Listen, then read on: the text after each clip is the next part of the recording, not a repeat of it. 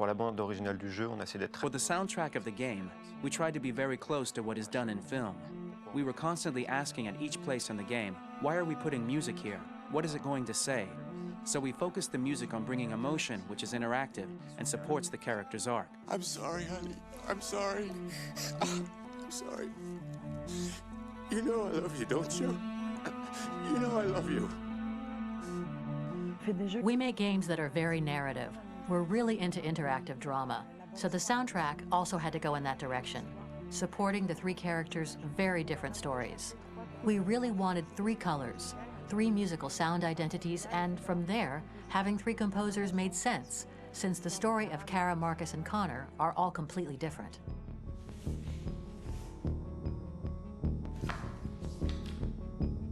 You recognize him? It's Carlos Ortiz. For Connor, we wanted a soundtrack that could be very cold and very mechanical, very machine-esque somehow. For Kara, we wanted a soundtrack that would be very moving and emotional. It was about the quest for identity, but it was also a journey about love and empathy. And for Marcus, we wanted something epic, something that would really represent the grand aspect of his quest. And we were very fortunate to find three incredibly talented composers, and working with them has been a dream, honestly.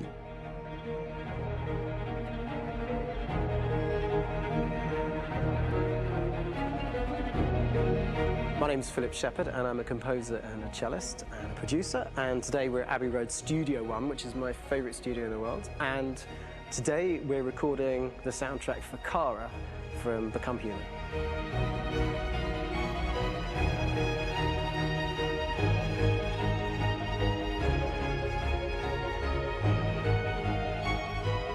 So when I compose a big project, I often travel just to kind of get out, and get some fresh air and some inspiration. And I go hiking and traveling in Montana a lot. I had a log fire in the room that I was staying in, and the flames were kind of making absolutely direct music. And it became the basis for Kara's theme, and it sounds something like this.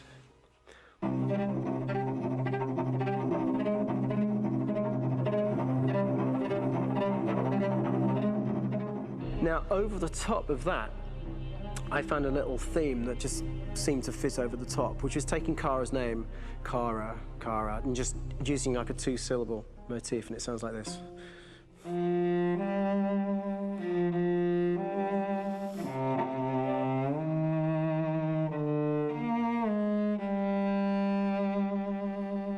going to pull through this, Alice.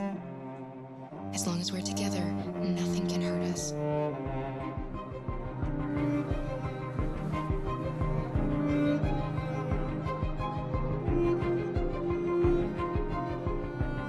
And all the time that's fitting over.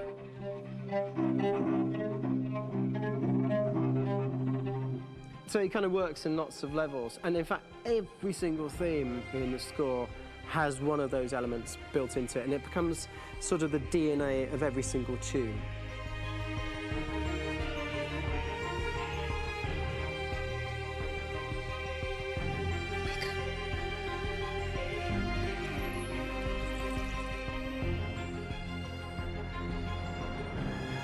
For me, writing this theme for Kara, I actually had to tap into what it feels like to be a father to daughters.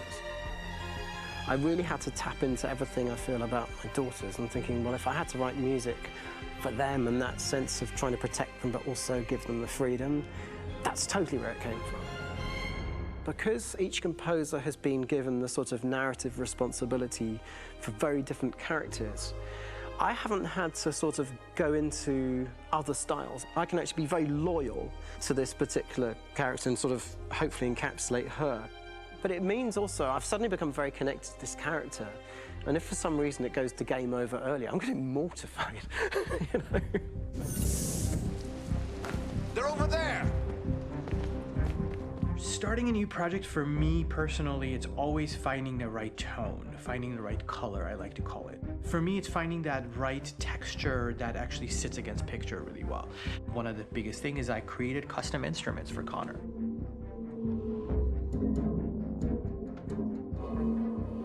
I pulled out all my vintage synthesizers to be able to capture this robotic person, if you will.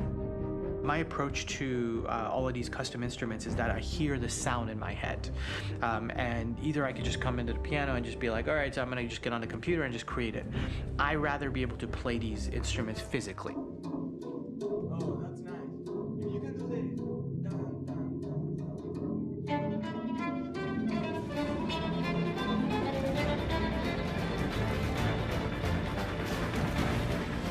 As soon as you see Connor the first time, there is a really interesting thematic idea that you hear, and that's just made out of a Moog synthesizer, but completely manipulated in multiple ways. And it's robotic. It has a little bit of an emotional to it. He's on his mission, so you feel that as well. So it just kind of gives you that cold, motionless, with a mission in hand that you kind of feel throughout the whole thing.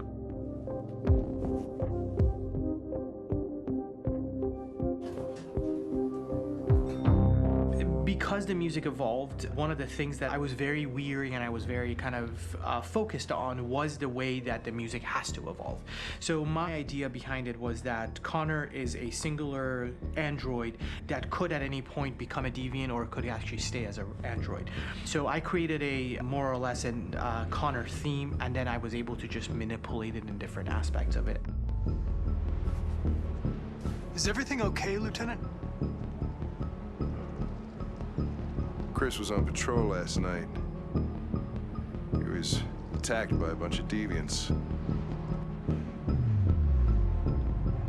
I'm a human being writing for a robot, and throughout Connor's journey, he meets someone, he meets a partner. So how do you deal with a robot feeling? And I've met a partner that I'm gonna work with, or all of a sudden he sees a dead body. Does this robot have an imagination? Does this robot have a feeling? And if yes, how do you translate that into non-emotional music?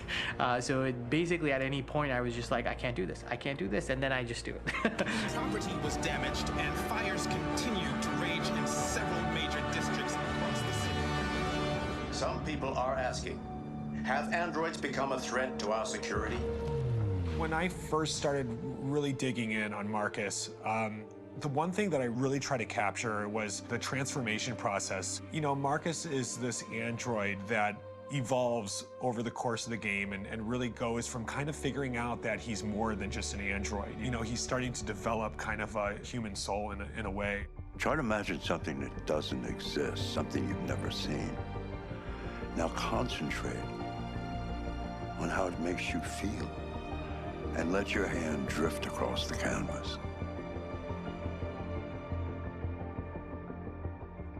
The other side of Marcus that I really latched onto was that he almost became a savior for a lot of the other androids in the game. So when I started developing the theme for Marcus, I really made it like a church hymn.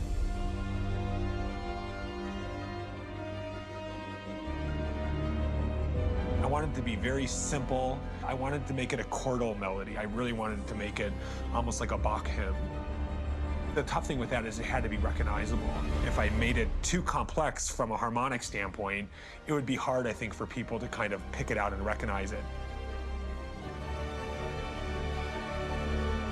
It's very acoustic derived, but it's also been treated with a lot of effects and things to kind of put it into the space that I felt the sound should be in. It can be beautiful, it can be haunting, it can be extremely powerful from an action standpoint, and I'm really happy with the way it turned out.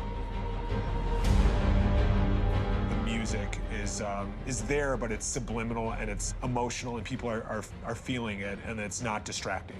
And that's tricky with a game like this, where you have to have a lot of ins and outs like that, where the music kind of has to get in and out of these moments. This is a war we're fighting with the humans. If we fail, they'll destroy us. I think the game's been put together so well where I just wanted to make sure that I wasn't ruining the emotion.